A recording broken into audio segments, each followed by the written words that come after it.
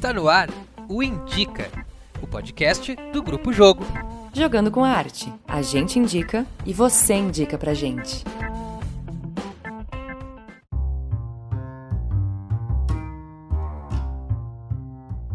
Então começamos agora o episódio número 8 do podcast Indica, esse podcast do Grupo Jogo, na qual a gente trabalha com as indicações de vocês, que vocês podem mandar pra gente lá pelo @Grupo Jogo no Instagram, pelo direct.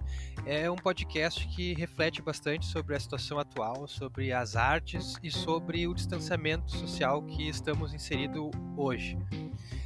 Meu nome é Lucas Simas, eu sou diretor de teatro, ator, professor de artes cênicas e eu sou pesquisador também em arte e tecnologia. E meu nome é Louise Pirozan, eu sou atriz, também sou diretora teatral e jornalista. E hoje eu vou começar dando uma dica. Hoje eu quero indicar a atriz e professora e pesquisadora Aline Marques. Ela é maravilhosa, ela trabalha com bufão. E ela tem um perfil no Instagram também, é Aline Marques Bufão, quem quiser segue ela, tem um trabalho ótimo, inclusive com o personagem Waldorf. E eu tô indicando ela para começar porque ela trouxe para mim uma reflexão durante esse tempo de pandemia em um outro grupo de pesquisa que a gente frequenta juntas. Ela chegou nesse grupo de pesquisa dando uma ideia sobre uma série de vídeos que todas as pesquisadoras poderiam elaborar a partir do tema sonhos. E ela chegou e disse, gente, vamos falar sobre sonhos, porque tá todo mundo sonhando coisas muito loucas nessa pandemia. Quem sabe a gente faz algum vídeo artístico sobre isso. E por causa dessa indicação dela, a gente começou a pensar a respeito disso e resolveu trazer essa pauta para o Indica. É interessante essa pauta porque, por exemplo, ultimamente eu ando sonhando bastante com o meu corpo voando em vários lugares, assim. Isso é muito estranho porque às vezes eu acordo com essa sensação do corpo estar flutuando, estar voando, estar fora do chão ou em queda, é muito interessante, assim. E para a gente conversar um pouco sobre isso, sobre esse tema, a gente convidou Nathanael Cabreira, que ele é médico da família e comunidade, formação psicoterapeuta profunda e junguiana no espaço Arte e Ciência. Ele tem experiência na saúde indígena no Alto do Pará. Seja bem-vindo, Nathanael. Oi, Lucas e Lou. Obrigado pelo convite. Tudo bom, Natan? Muito obrigada por ter aceitado conversar com a gente sobre a tua experiência e sobre esse tema, que acho que tem muita gente refletindo sobre isso. Como falou o Luca, eu também tenho tido vários sonhos durante essa pandemia. Não que a gente não sonhe no resto da nossa vida, mas a gente resolveu, então, se aprofundar um pouquinho nesse tema e conversar sobre possíveis significados, não significados dos sonhos, mas possíveis formas de trabalhar esse tema nas nossas vidas. Por isso a gente te convidou. Bom, a minha linha de abordagem é a linha do Jung e da Von Franz. O próprio Jung dizia que existem tantas abordagens a sonhos quanto existem pessoas trabalhando com isso. Existem muitas visões dos sonhos, ou que eles não significam nada, ou uma visão mais esotérica, ou uma ideia mais freudiana, né, de que os sonhos simulam desejos que são censurados pela nossa consciência. Mas para o Jung e para Von Franz, os sonhos são natureza.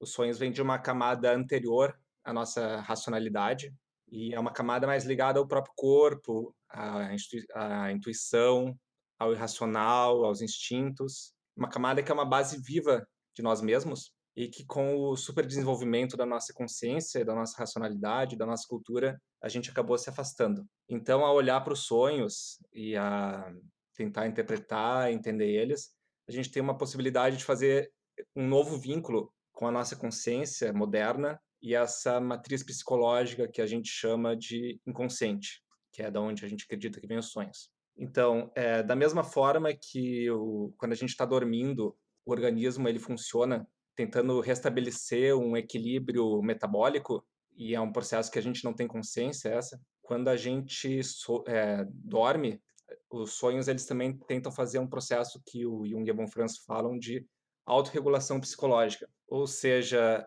expressa um mecanismo de tentar corrigir e compensar nossas ideias, nossos sentimentos, nossas atitudes, nossas posturas, visando um melhor equilíbrio de nós mesmos, uma atitude nossa mais alinhada com a nossa totalidade e com o nosso momento. Entendi. Seria tu usou a palavra compensar, né? É um retorno aos nossos instintos. Não sei, esses dias eu li uma coisa no teu Instagram que falava isso, né? Tipo, que a gente vai muito pro lado racional e a gente tenta se autorregular, né? E como equilibrar essa questão mais instintiva com a nossa. Tu acha que o sonho tem esse papel de tentar equilibrar o nosso instinto com a nossa racionalidade? É engraçado que para o Jung e para von Franz, o próprio instinto ele também tem um certo balanço. A gente tende a ver o instinto de uma maneira meio unilateral, né? Como se o instinto fosse uma coisa que, se a gente não tivesse a nossa camada de consciência para reprimir ele, a gente não teria uma civilização. Mas para eles, não. Apesar de, claro, tem instintos que a gente vai achar que são negativos, por exemplo, os lêmures que se jogam no instinto de migração, se jogam em penhascos, né? Uhum. Tem também essa possibilidade deles se balancearem. É um equilíbrio, sim, entre a nossa consciência e os instintos, mas também um equilíbrio entre os próprios instintos que a gente está buscando.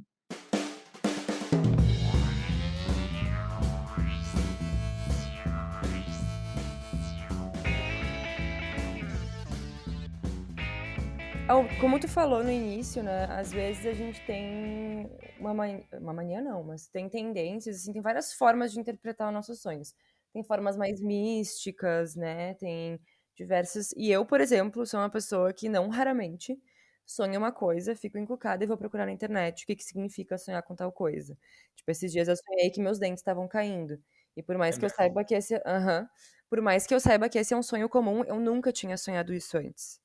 Então, obviamente, na hora eu fui procurar na internet o que que significa sonhar com dentes caindo. E veio um monte de coisa. E por mais que eu não acredite, e daí vem meu lado cético, e também, né, eu não acredito em tudo que tá na internet, ainda assim eu fico curiosa. Então a pergunta é como é que a gente pode ter uma visão um pouco mais assertiva, ou para quem se interessa, ou para quem acredita, né, e enfim, e sabe que os sonhos podem trazer algumas elucidações, ou enfim, como lidar com isso, como ter mais facilidade de interpretar os nossos próprios sonhos, ou as suas simbologias, enfim. Bom, uma das coisas que o Jung fala é que é um pouco difícil a gente interpretar o próprio sonho, porque ele fala sempre sobre o nosso próprio ponto cego, ou seja, sobre as nossas costas. Então, mesmo ele, um especialista nos sonhos, dizia que em relação aos seus próprios sonhos ele tinha dificuldade. Mas existe toda uma espécie de ferramentas para a gente interpretar. Por exemplo, os sonhos eles têm uma narrativa, né? Geralmente tem um início, tem um clima, um meio, uma continuidade, um clímax, uma solução ou não. Também a gente tem que ver as pessoas que a gente encontra, o local onde que acontece. Se isso, aí a gente tenta fazer então associações entre esses elementos dos sonhos e o que significa para a pessoa isso. De modo geral, esses elementos eles têm a ver conosco mesmos e não com questões externas. Por exemplo, se eu sonho com a minha mãe, tem mais a ver com o meu complexo materno do que com a minha mãe concreta. Também aconteceu isso esses dias comigo. Eu sonhei com uma prima minha e no meu sonho ela tava em perigo. Quando eu acordei na hora, mandei uma mensagem pra ela: Nossa, tá tudo bem contigo? Tá acontecendo alguma coisa? Mas tem muito mais a ver com a minha sensação em relação à minha prima do que com ela. Por exemplo, possivelmente tivesse a ver assim, quem é a tua prima? O que que a minha prima significa para mim? Uhum. Por exemplo, digamos, né, a minha prima significa um lado mais artístico que eu tenho e que eu, por alguma razão, nesse momento, eu tô reprimindo o meu lado artístico. Então, eu sonho que minha prima está em perigo, porque a gente tem que sempre tentar fazer a ligação, né, do sonho com o que a gente está vivendo no momento, que é essa que é a pior, grande dificuldade, mas é o grande tchan da interpretação dos sonhos. Por exemplo, retomando a ideia dos dentes, né? Uhum. Também existem símbolos que são mais gerais. Então, por exemplo, dente geralmente tem a ver com identidade e com discernimento. Então, a gente tem que ver o que está acontecendo, né? Que a gente está falhando um pouco ali na questão de consciência de alguma coisa. Que é um sonho muito comum, né? O sonho dos dentes.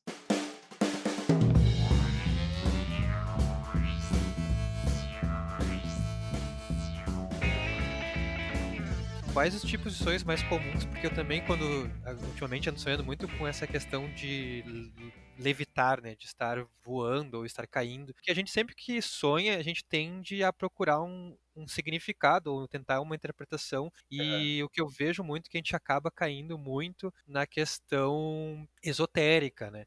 Alguma interpretação que cai para esse lado mais fantasioso, assim, porque eu também sou uma pessoa um pouco mais cética que nem a Lou, assim, então comecei a pensar muito sobre essa questão recorrente nos sonhos, né? Porque tem alguns símbolos e alguns signos que são recorrentes, como o dente, como a queda, e o que a gente consegue entender a partir desses símbolos e signos mais recorrentes, assim. Bom, engraçado você me falar isso, porque tem um filme da Von Franz chamado O Caminho dos Sonhos, onde que fazem essa pergunta para ela, e ela fala assim que geralmente tá levitando tem a ver com estar um pouco fora da realidade, fora, sem os pés no chão. E a queda seria esse súbito momento onde que a gente volta para a realidade. Então tem esses símbolos que se repetem, inclusive se a gente for ver na produção mitológica da humanidade, né? Por exemplo, o sol, o velho e a velha sábia, os animais, a gente consegue ter um conhecimento sobre essa mitologia e um conhecimento sobre os sonhos, já a gente consegue tentar dar uma sacada, mas tem sempre esse clique, né, a se fazer. A Von Franz, por exemplo, conta um sonho de um analisando mexicano que ela tinha, que sonhou que tinha uma pedra obsidiana que estava perseguindo ele. E aí ela perguntou para ele, mas o que você tem a ver com os astecas? Porque essa pedra tem a ver com, é o símbolo dos deuses, ou de um deus asteca. E o cara nem sabia disso, assim, ele era um mexicano que tinha 3/4 de descendência asteca, só que como a sociedade mexicana era muito racista em relação a isso, né, ele meio que reprimia isso. E aí, quando ela perguntou, ele teve um tchan, assim, e a partir disso foi pesquisar e escreveu livros sobre... Ele virou um pesquisador em indianismo, meso-indianismo. Natan, tem algum livro, alguma dica para alguém que, por exemplo, sei lá, como eu, que quando sonha, procura saber um pouco sobre o sonho, mas também não quer ficar olhando só coisas na internet, de simbologias, ou algo assim, que a gente possa consultar, enfim, nesses momentos? Eu acho que o mais interessante é pegar esses 2 livros que são O Caminho dos Sonhos, tá? Que é uma entrevista da Von Franz, Von Franz, Franz, que ela fala justamente sobre os sonhos, e O Homem e Seus Símbolos, que é do Jung, onde que ele fala de todos esses processos, inclusive o último capítulo é só uma análise de sonhos comentada, assim, uma sequência de sonhos de um, de um paciente comentado.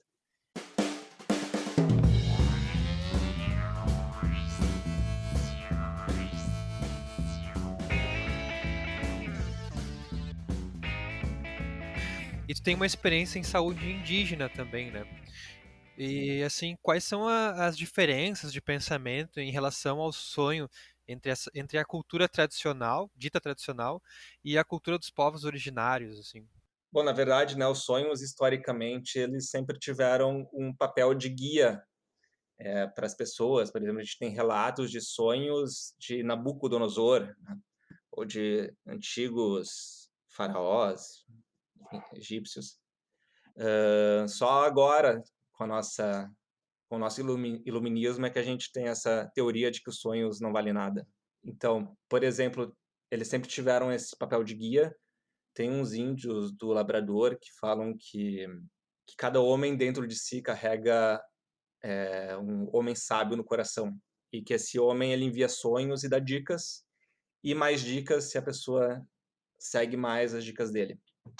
Então tem relatos de xamãs que guiaram seus povos, sonharam que tal lugar tinha mais animais, a terra era melhor, e a partir daí eles fizeram uma migração. Sempre tem as pessoas que duvidam, as pessoas que vão, também tem a questão da interpretação. Fiquei sabendo de um relato também do cara que interpretou errado, eles acabaram se dando mal. Mas, assim, sempre tem essa questão dos sonhos, inclusive propondo novos rituais para os indivíduos. Por exemplo, tem uma comunidade de aborígenes na Austrália que faz um ritual a cada 30 anos. E aí, se alguém sonha, ele leva lá para a comunidade E aí eles discutem maneiras de incorporar esse sonho nos rituais. Uma coisa que o Jung fala é que quando ele esteve na África, ele perguntou lá para os africanos se eles tinham sonhos. E eles disseram assim para ele que até os avós deles eles tinham, mas hoje com os ingleses, né, com o imperialismo, eles não tinham mais. Porque os sonhos realmente tinham essa, esse papel de guia deles, né? E quando você está na floresta, né? Quando você está na natureza, você precisa muito mais ali dos teus instintos, você precisa muito mais da tua intuição. Com o domínio inglês, eles estavam mais, tinham perdido essa relação. E tu tem alguma dica de uma. Tu tens alguma dica de uma obra que a gente possa pensar, ler sobre a questão dos sonhos e as culturas indígenas, os povos indígenas? Bom, tem uma coletânea da Von Franz, ela tem, na verdade, vários livros sobre isso, e ela sempre aborda não os sonhos, mas sim mitos indígenas. Por exemplo, tem um livro chamado Mitos de Criação, onde que ela aborda vários mitos de criação de vários povos. E também tem séries sobre contos de fada, por exemplo, A Sombra e o Mal nos contos de fada, ou A Individuação nos contos de fada, onde que ela fala desde contos ali da Lituânia, do Irã, até, até contos também da América do Sul, de povos mais originários.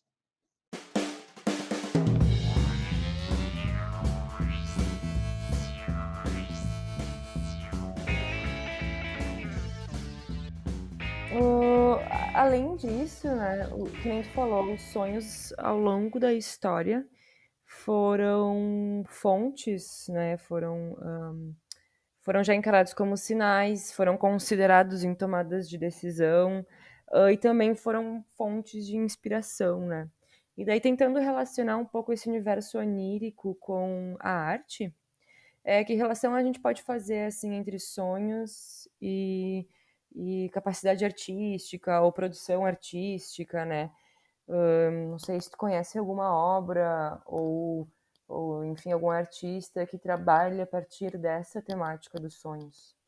Não só na arte, mas também em outros lugares, por exemplo, na ciência, os sonhos também tiveram seu papel, tá? Por exemplo, sabe aquela estrutura do anel de benzeno da química orgânica?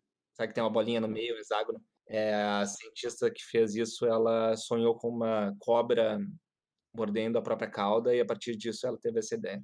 Eu acho que os artistas sempre tiveram em contato com conteúdos criativos e intuitivos, né? E também com uma certa liberdade de experimentação para elaborar conteúdos que também estão em sonhos, né?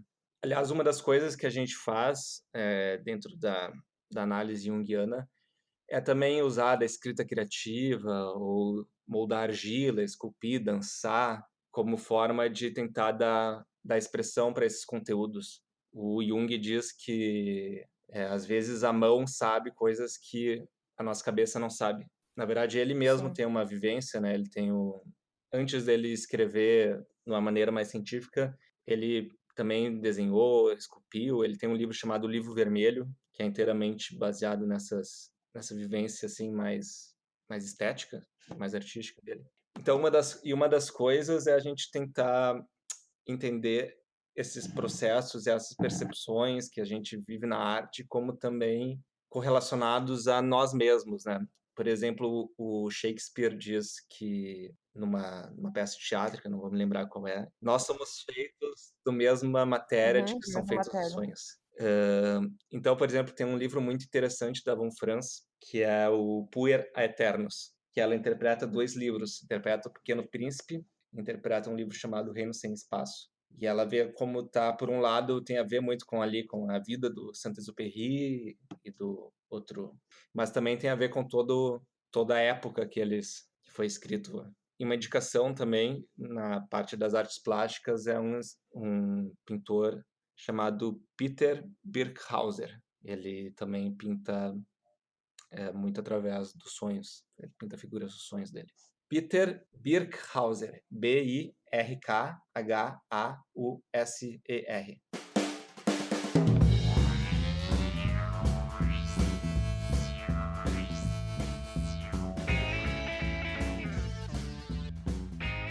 que lá pelas tantas tu disse que agora depois do iluminismo, a gente que parou de levar os sonhos a sério, como se fosse algo que a gente realmente não desse bola ou não se importa, ou não, como tu disse, não leva a sério, né? Tu acha realmente, assim, que nesse momento, como as pessoas poderiam entender que os sonhos realmente são algo a serem analisados, que eles realmente podem querer... Porque às vezes eu já ouvi muitas coisas, né? Já ouvi, não, é só uma manifestação do teu inconsciente, algo que tá ali guardado, mas que, né? Ou é só uma coisa que tu assistiu um filme que tem a ver com isso, e aí tua mente trouxe de volta enquanto tu dormia. Mas aqui a gente tá falando sobre realmente uma matéria de análise que pode, né, nos levar a entender um pouco mais sobre nós mesmos e como a gente se coloca no mundo. Como dizer isso, né? Fazer as pessoas, entre aspas, levarem a sério os seus próprios sonhos. Porque esta afirmação também me fez pensar uma questão que quando se pensa que a partir desse iluminismo, a partir de ser moderno, a gente começa a colocar os sonhos num lugar de alegoria, qual era o papel do sonho antes desse processo iluminista, desse processo pensamento mais moderno, por assim dizer? Eu acho que os sonhos, na verdade, sempre na nossa civilização, né, com a Igreja Católica, eles sempre ficaram um pouco por escanteio. Por quê, né? Porque quando a gente vai sonhar, a tendência é a gente ser levado para um pensamento que não é o pensamento oficial, né? Então é claro que dentro de uma estrutura religiosa, como foi, né, a estrutura católica, e ainda hoje, que é parte a gente não vive mais nessa estrutura, mas a gente herdou, né, um funcionamento parecido. É claro que a gente vai ter uma certa dificuldade. E os próprios sonhos, na verdade, vêm de uma camada que é um pouco indigesta da gente lidar, né? Porque vai ver o sonho, não parece significar nada, é uma coisa que eu não entendo, mas na verdade é uma linguagem nova, né? A gente tem que ter tempo para se adaptar como qualquer linguagem nova.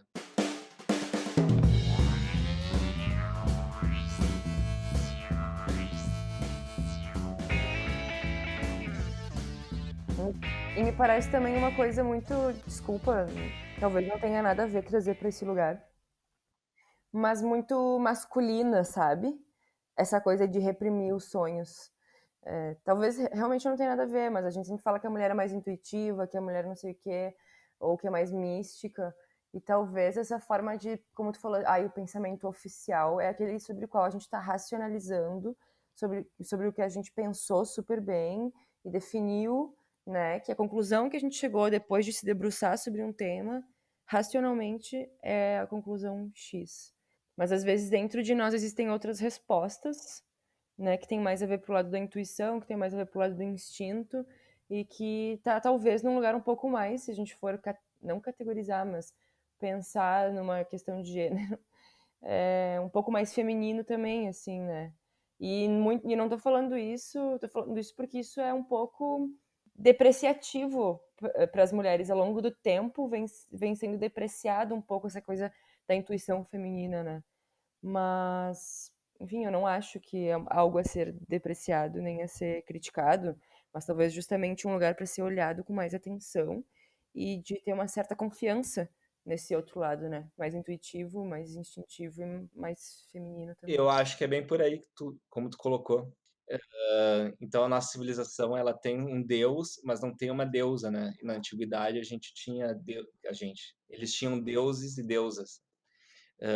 E a nossa deusa é a Virgem Maria, que ainda assim é uma deusa um tanto quanto espiritual, né? Então essa parte da matéria, ela ficou um tanto quanto rejeitada.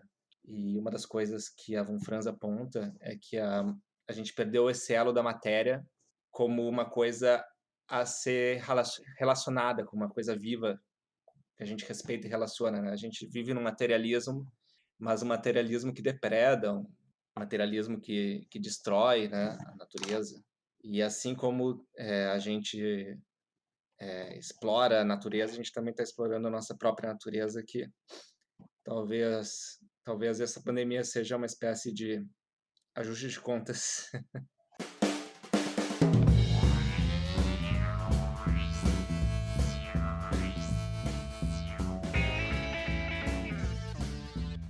Sobre a relação entre o pensamento freudiano e o pensamento junguiano na questão do sonho, porque algumas leituras que eu tive na época da faculdade de educação que eu fiz, o Freud também abordou a questão do sonho, né? Tem algumas similaridades, algumas diferenças, né? O Freud fala também, né, que o sonho é a via régia para o inconsciente, né? Então ele fala do inconsciente, mas é engraçado que a gente vê o inconsciente ainda como uma coisa meio de lado, uma coisa que não tem importância. E para o Freud, o inconsciente é tipo um quartinho onde que a gente joga as coisas que a gente rejeita, né? Já para o Jung, o inconsciente é outra coisa. Ele é uma base da onde que brota a consciência, uma base viva, pulsante, e onde que pode surgir novos conteúdos, onde a gente pode se inspirar, né? É uma base criativa. Então, o Freud tem muito essa questão do desejo, né? No meu ponto de vista, dá uma engessada na interpretação dos sonhos. Eu acho que tem ainda a ver um pouco com uma questão mais do racionalismo científico, né, início do século XX, de onde que eles eram, enquanto Jung tem uma visão um pouco, tanto quanto mais dinâmica e mais ampla do que é o inconsciente.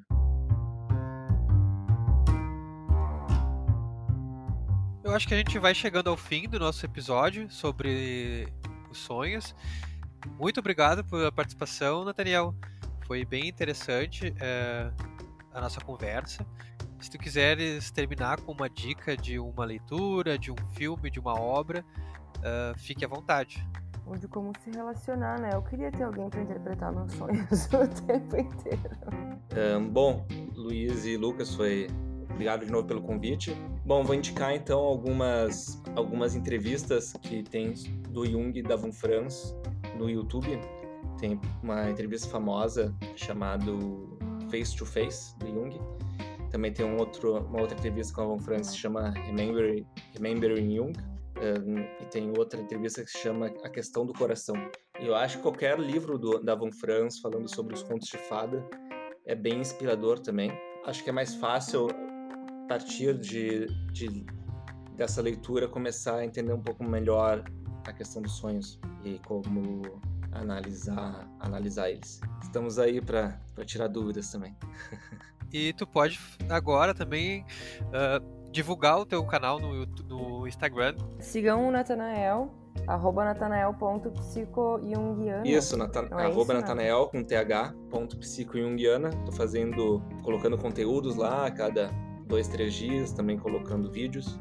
E eu vou também fazer uma conferência em breve sobre essa vida simbólica que se desenrola através dos sonhos. Vai ser uma conferência gratuita, mas a gente ainda não tem data. Muito massa. Obrigada, Nathanael, de novo, por estar aqui conversando com a gente. E para quem está nos ouvindo, não esqueçam de seguir também o @Grupo Jogo, tanto no Instagram quanto no nosso canal no YouTube, visitar o nosso site, grupojogo.com.br, e mandem suas dicas. E também temos que lembrar que estão abertas as inscrições para a oficina de criação e montagem do Grupo Jogo. As inscrições vão até dia 16 de agosto e as aulas começam dia 17 de agosto às 20 horas, em ambiente totalmente online. Neste semestre, o Grupo Jogo irá mergulhar no universo de Samuel Beckett para criar uma pesquisa intitulada Estética do Distanciamento. A oficina terá a duração de 5 meses e é aberta para qualquer pessoa maior de 16 anos que queira exercitar seu potencial criativo e construir uma obra artística ao final do curso. As inscrições podem ser feitas através do site da.com.br. Até mais, galera!